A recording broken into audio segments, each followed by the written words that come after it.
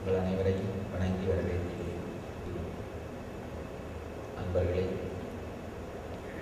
மலேசிய நாட்டு மாணவ மணிகளே, உங்கள் அனைவரையும் வணங்கி வரவேற்கிறேன்.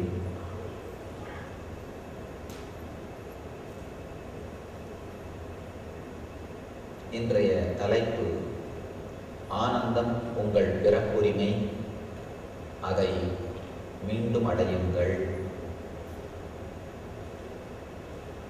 Ananda is your birthright, claim it. Supposed to be English discourse, ஆங்கில சொற்பொழிவாக இருந்திருக்க வேண்டியது. நீங்கள் அனைவரும் கேட்டதனால் தமிழிலேயே பேசுகின்றேன். ஆனந்தம் நமது பிறப்புரிமை. நம்ம எல்லாருமே நினைக்கிறோம், மற்ற பல பல விஷயங்களை, மற்ற பல பல பொருட்களை நம்முடைய பிறப்புரிமையாக கருதி கொண்டு அதை அடைவதற்காக நம்முடைய நேரத்தையும் காலத்தையும் செலவு செய்கிறோம். வெளி உலக சுகமாகிய ஒரு வீடு, உணவு, உடை இவைகளை அடைவதில் தவறில்லை. அவைகளை அடைந்துதான் ஆக வேண்டும். அவை அடிப்படை தேவை. ஆனால் அவைகள் உங்களுடைய பிறப்புரிமை அல்ல. அவை வாழ்க்கையை வாழ்வதற்கான தேவை. நம்முடைய வாழ்க்கையில ரெண்டு விஷயங்கள் இருக்கு. வாழ்க்கையை வாழ்வதற்கான தேவைகள் ஒரு விஷயம், வாழ்கின்ற முறை, வாழ்கின்ற அடிப்படை இன்னொரு விஷயம். வாழ்க்கையை வாழ்வதற்கான தேவைகள் ஒன்று, வாழ்கின்ற முறை, அடிப்படை இன்னொன்று. ஸ்டேட்டஸ் அண்ட் ஸ்டேட்னு இங்கிலீஷில் சொல்லலாம். Quantity and quality. குவான்டிட்டினா எத்தனை கார் வச்சிருக்கீங்க, எத்தனை வீடு வச்சிருக்கீங்க, எத்தனை ஃபர்னிச்சர் வச்சிருக்கீங்க, உங்களுக்கு எவ்வளவு சொத்து இருக்கு, இது குவான்டிட்டி. அடுத்து குவாலிட்டி, என்ன தரமான வாழ்க்கை வாழ்கிறீர்கள் அப்படின்னு. ஒருத்தர் கேட்டார், சாமி பணக்காரருக்கும் ஏழைக்கும் என்ன வித்தியாசம்? ஏழை குடிசையில் உட்காந்து கவலைப்பட்டு இருப்பார், பணக்காரர் சோஃபாவில் உட்காந்து கவலைப்பட்டு இருப்பார், அவ்வளவுதான். இருக்கிற இடம் வேணா வேறையா இருக்கலாமே தவிர கவலை ஒண்ணுதான். பணக்காரருக்கு choices from suffering is more. அவருடைய சஃபரிங் அவரே சூஸ் பண்ணிக்கிற உரிமை அவருக்கு இருக்கு, அவ்வளவுதான், வேற ஒண்ணும் இல்லை. ஏழைக்கு அவனுடைய சஃபரிங் அவன் மேல திணிக்கப்படுது. பணக்காரர் அவரே சூஸ் பண்ணிக்கலாம், ஆனா சஃபரிங் தான், வேற ஒன்றும் கிடையாது. குவாலிட்டி ஆஃப் லைஃப் வேற, குவான்டிட்டி ஆஃப் லைஃப் வேற. தேவை வேற, வாழும் முறை வேற. இந்த தேவைகளுக்காக வாழும் முறையை தியாகம் பண்ணணும் அப்படிங்கிற அவசியம் இல்லை. பொதுவாகவே நம்முடைய மனம், நம்முடைய எண்ணத்தின் போக்கு எப்படி இருக்குன்னா, வாழ்க்கையில சக்சஸ் ஆகணும்னா, வாழ்க்கையில எதையாவது சாதிக்கணும் அப்படின்னா பல்வேறு விதமான குற்றங்களையும் எந்த தவறையும் செய்ய தயங்காமல் இருந்தால் போதும் அப்படின்னு நினைக்கிறோம். அடிப்படையா நம்ம தெரிஞ்சுக்க வேண்டியது, வெளி உலக பொருட்களுக்காக உள்ளுலகத்தின் ஒழுக்கத்தை நாம் விற்கும் பொழுது அந்த ஒழுக்கத்தோடு சேர்த்து ஆனந்தத்தையும் விற்று விடுகிறோம். தேவைகளுக்காக நம்முடைய உரிமையை விட்டு கொடுத்து விடுகிறோம். ஒரு ஓவியத்தை வாங்குறதுக்காக கண்ணை விட்டு கொடுக்குது, படுக்கையை வாங்குவதற்காக தூக்கத்தை விற்பது, நடனத்தை கற்றுக்கொள்வதற்காக கால்களை வெட்டுவது. அதற்கு சமம்தான் ஒருத்தர் நடனத்தை கற்றுக்கொள்வதற்காக கால்களை விற்றால் எந்த அளவுக்கு தவறோ, தூக்கத்தை பெறுவதற்காக படுக்கையை விற்றால், படுக்கையை பெறுவதற்காக தூக்கத்தை விற்றால் எந்த அளவுக்கு தவறோ, ஒரு ஓவியத்தை வாங்குவதற்காக கண்களை விற்றால் எந்த அளவுக்கு தவறோ, அந்த அளவுக்கு தவறானது வெளியுலக பொருட்களுக்காக நம்முடைய உள்ளுலகத்தின் ஆனந்தத்தை விற்றுவிடுவது. ஒழுக்கத்தை விற்றுவிடும் பொழுது, கட்டுப்பாடான வாழ்க்கையை விற்றுவிடும் பொழுது இயற்கையிலேயே நம்முடைய ஆனந்தத்தையும் சேர்த்து இழந்து விடுகிறோம். ஒரு சின்ன படம் டயக்ராம் மூலமா உங்களுக்கு நம்முடைய மனம் எப்படி இயங்குது அப்படின்னு விளக்க முயற்சி பண்றேன். இந்த டயக்ராம் மூலமா மனத்தோட இயக்கத்தை விளக்கிட்டு அதுக்கு பிறகு இதை பற்றி சில கேள்வி பதில். ஏன்னா முக்கியமா நான் இளைஞர்களுக்கு சொல்லணும்னு நினைக்கிறது, உங்களுடைய மனதிற்குள் அபாரமான அபரிமிதமான சக்தி புதைந்திருக்கிறது. அதை இயக்க மட்டும் துவங்கிவிட்டீர்களானால் இப்பொழுது நீங்கள் சாதிப்பதை விட குறைந்தபட்சம் 20 மடங்காவது சாதிக்க முடியும். இப்பொழுது இருப்பதை விட அதிக ஒழுக்கத்துடனும் தூய்மையுடனும் மன நிம்மதியுடனும் இப்பொழுது சாதிப்பதை விட 20 மடங்காவது சாதிக்க முடியும். விவேகானந்தர் ரொம்ப அழகாக சொல்றார், ஒரு மனிதனை ஒழுக்கமாயிருந்து சொல்றது ரொம்ப சுலபம், எப்படி இருக்கிறது கற்றுக் கொடுக்கறது தான் கஷ்டம். எப்படி ஒழுக்கமாயிருக்கிறது கற்றுக் கொடுக்கிற உங்களுக்கு அதை நடைமுறை பாடமாக தருகின்ற நிகழ்ச்சி தான் இந்த தியானம். இப்போ நான் உங்களுக்கு கொடுக்க போற ஒரு ப்ரெசன்டேஷன். விவேகானந்தர் இன்னொரு இடத்துல சொல்றாரு, 100 இளைஞர்களை தாருங்கள் உலகத்தை மாற்றி காட்டுகிறேன்னு சொல்றாரு. நான் நினைக்கிறேன் 100 ரொம்ப ஜாஸ்தி. உருப்படியா உடம்புல ரத்தம் ஓடுற 10 இளைஞர்கள் போதும். உடம்புல சுத்தமான ரத்தம் ஓடுகின்ற மன தெளிவு, வைராக்கியம், ஸ்திரம், இது இருக்கிற 10 இளைஞர்கள் போதும். பொதுவாகவே இப்ப நாமெல்லாம் கேட்போம், அப்ப எங்க உடம்புல ரத்தம் ஓடலையா சுவாமி?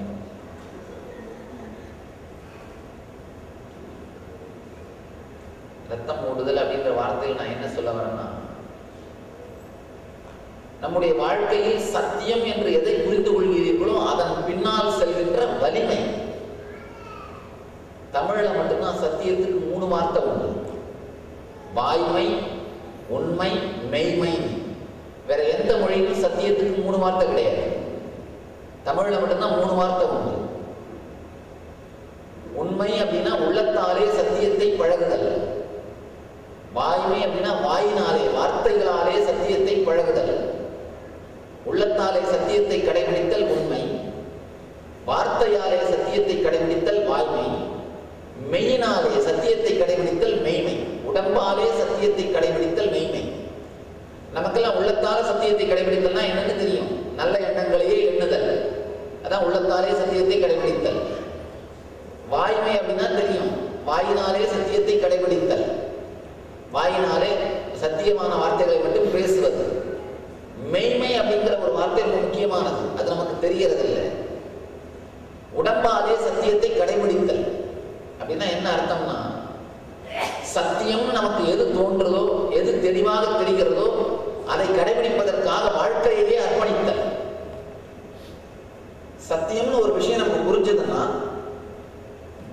நமக்கு தெரிஞ்சதுன்னா, அதற்கு பிறகு வாழ்க்கை முழுவதும் அந்த கருத்தை கடைபிடிப்பதற்காக மட்டுமே செலவிடப்பட வேண்டும். உண்மையில நம்முடைய இளைஞர்களாக மட்டும் இல்லாதது மட்டுமல்லாமல் ஒரு சாக்கடை நீர் ஓடும் குப்பையாக மாறிவிட்டார்கள். காரணம், சத்தியம்னு ஒரு விஷயம் நமக்கு தெரிஞ்ச பிறகு அதை நம்முடைய வாழ்க்கையில எக்ஸிக்யூட் பண்ற கெப்பாசிட்டி இருக்கிறது இல்லை, அதை நம்முடைய வாழ்க்கையில நடைமுறைப்படுத்தும் தைரியம் இருப்பதில்லை. ஒரு விஷயம் புரிஞ்ச பிறகு நீங்க சொல்றதெல்லாம் கரெக்ட்னு தெரியுது சுவாமி, ஆனா எப்படி செய்யறதுன்னு தான் தெரியல. ஒரு வயதான வாழ்ந்து முடித்து மரணத்துக்காக காத்து கொண்டிருக்கிற ஒரு வயதான மனிதருக்கு கூட ஒரு இன்ஸ்பிரேஷன் இருக்கும், வாழ்க்கையை எதையாவது சாதிக்கணும் அப்படின்னு.